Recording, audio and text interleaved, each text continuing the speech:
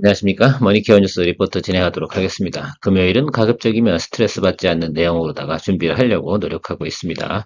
매일같이 시청하다 보면 크게 도움되는 머니케어 뉴스 좋아요 많이 눌러주시기 바랍니다.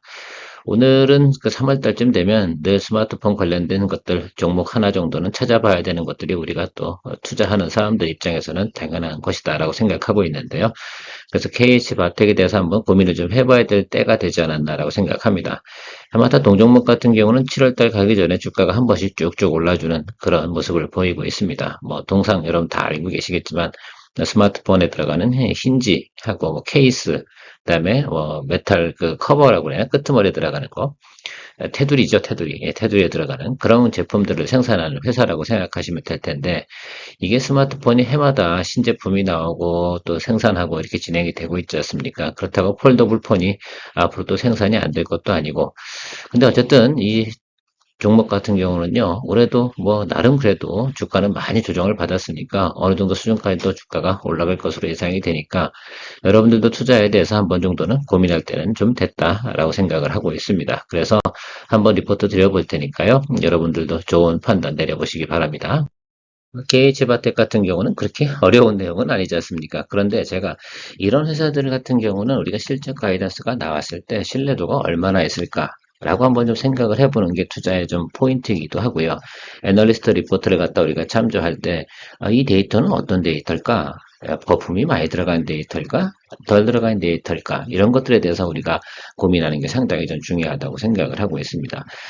삼성전자나 예를 들어서 생각해 보면 다양한 매출처도 있고 전방에서 계속 영업을 해야 되고 수주도 또 받아야 되고 다양한 곳 아니겠어요? 그러다 보니까 목표치랑 자기들이 내놓은 목표치 예상치 하고 있잖아요. 실적으로 잘 맞지 않는 경우도 발생이 됩니다만 KH바텍 같은 경우는 삼성전자로부터 일방적인 수주를 받아서 이 비즈니스를 하고 있는 것이나 다름이 없습니다.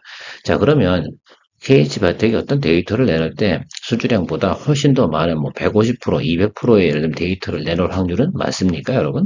저는 그렇게 보지 않거든요. 해마다 이 데이터를 본다고 보면 그런 경우는 거의 없었어요. 그렇게 생각해 보면 거의 가이던스하고 일치돼서 가다 보니까 주가도 맞추기가 상당히 좀 쉬웠던 점을 좀 생각해 볼 수가 있습니다. 그러면 이제는 또 데이터를 보고 좀 어느 정도 신뢰도도 좀 90% 이상은 좀 된다 이렇게 예상해 볼 수가 있습니다.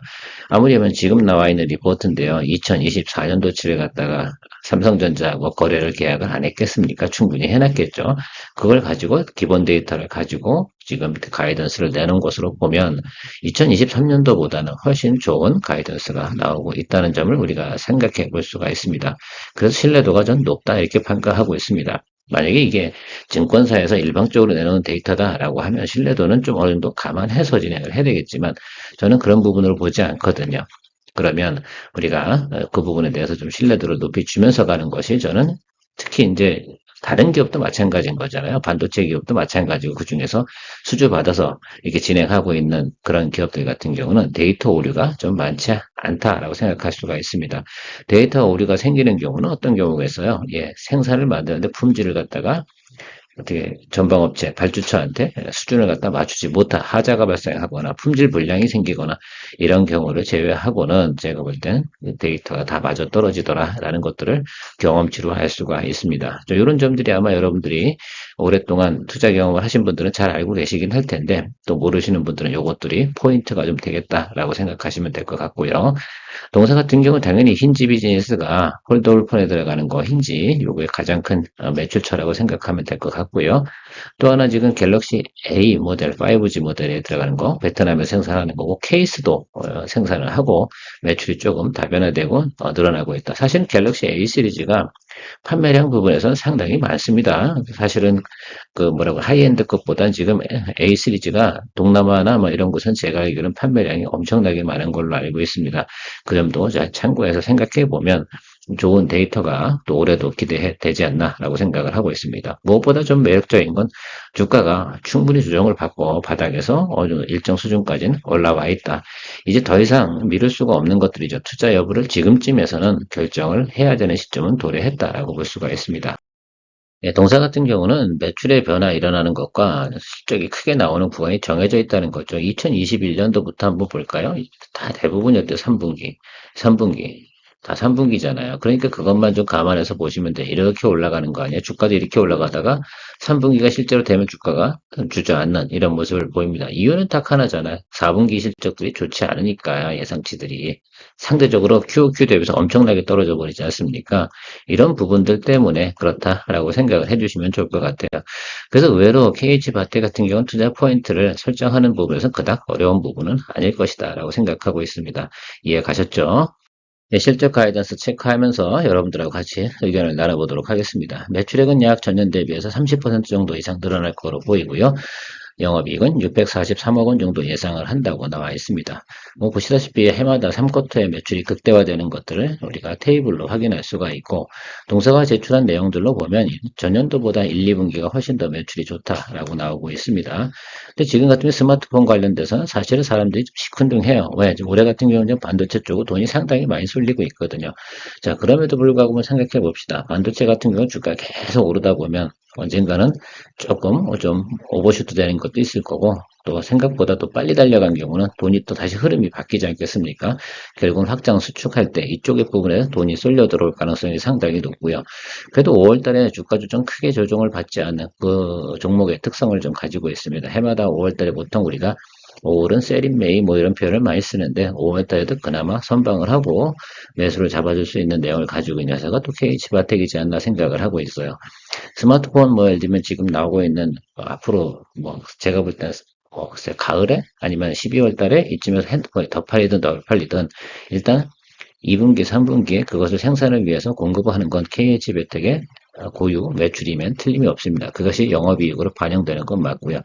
뭐 4쿼터에 실적 안 나오는 거 뭐 언제나 안 그랬습니까? 그래서 지난해 4쿼터에 실적이 안 좋아서 지금 1분기까지는 조금 낮은 구간을 가지다가 지금 턴어라운드 구간 맞이해서 3월 달까지 왔단 말입니다. 그러니까 지금 정도 구간에서는 우리가 투자 여부를 확실히 결정을 해서 우리가 한 4월 달, 5월 달, 한 6월 달 이 구간을 갖다 줄길 것이냐 안 줄길 것이냐에 대해서는 반드시 판단을 좀 내려놓고 가야 되는데 업사이드가 나름 그래도 30% 정도는 충분히 존재하는 관계로 투자 포인트를 좀 고민해 볼 필요성은 충분히 있다고 생각하고 있습니다. 여러분은 어떤 생각을 하세요? 지난해 같은 경우도 보시면 3월이죠. 3월 들어서면서 계속 달렸어요. 왜냐하면 작년도 같은 경우는 폴더오프 뉴스가 상당히 마이너스 조금 일찍 달리기 시작을 했고 높이도 상당히 많이 올라갔습니다.